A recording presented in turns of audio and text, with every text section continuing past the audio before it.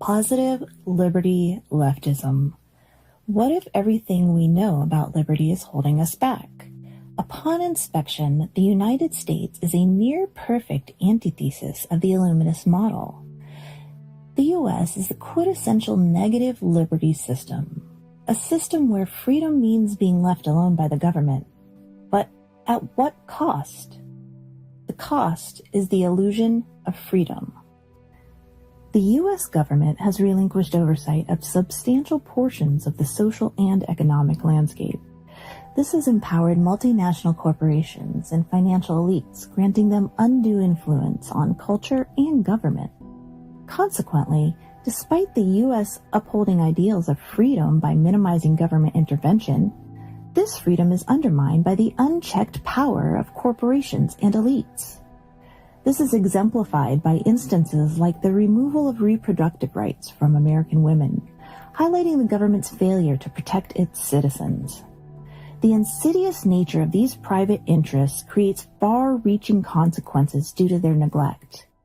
The impact can be seen across various aspects of society, from identity politics and culture wars to opioid and chronic disease epidemics, from the healthcare crisis to the immigration crisis, from the military-industrial complex to the dismantlement of the middle class, from the disturbing ongoing shift of wealth to the already obscenely wealthy, to the relentless deregulation of corporations.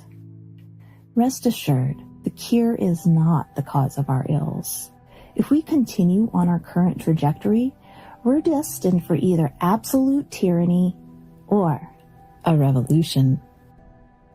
The remedy is to curb these extreme right-wing negative liberty policies by redefining the role of government in America. The government must be taxed with championing the general will of the people, instead of the current status quo of serving the private will of the wealthy.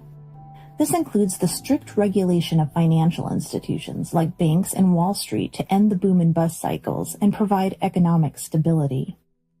Currently, Trump is drafting an executive order to dismantle the U.S. Department of Education as he aims to make it easier for families to spend taxpayer funds on private education. While it is true that the U.S. education system has been dilapidated and in desperate need of reform for quite some time, the U.S. needs the exact opposite of what Trump is about to enact. Imagine a world where public education is so exceptional that private schools are rendered obsolete.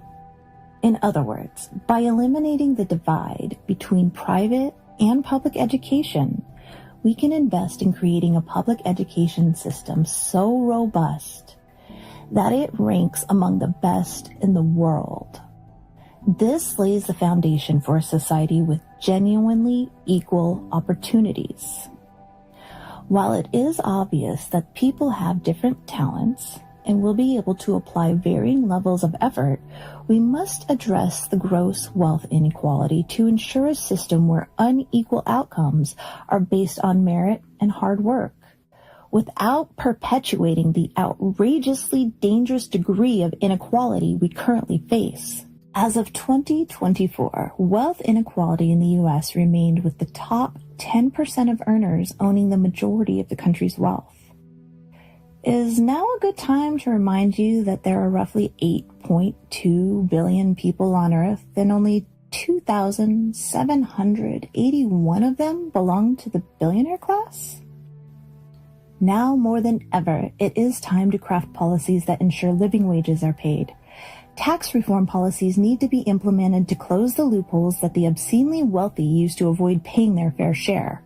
Not only that, but the government must also promote both physical and mental health based on the latest science, rather than allowing the profit margins of big pharma and big food to dictate policymaking. Ultimately, it is essential to establish an inheritance tax policy to stop wealthy dynastic families from accumulating undue wealth and unfairly impacting national affairs for their personal gain and our collective loss. This tax would then be used as a mechanism to return resources to the Commonwealth for the benefit of all. These are not the culturally liberal policies that are advocated for by the American Democrats. These are well-established economic left-wing policies that are designed to support the everyday person. It calls for a reevaluation of all values. The goal is to create truly equal opportunities, ensuring that unequal outcomes are earned based on hard work and merit. By synthesizing the strengths of both socialism and capitalism, we can and will create something far superior, a true meritocracy, the first of its kind in history.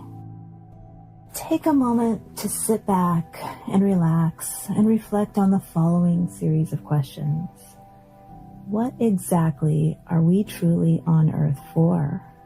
Is it to fill the pockets of the rich?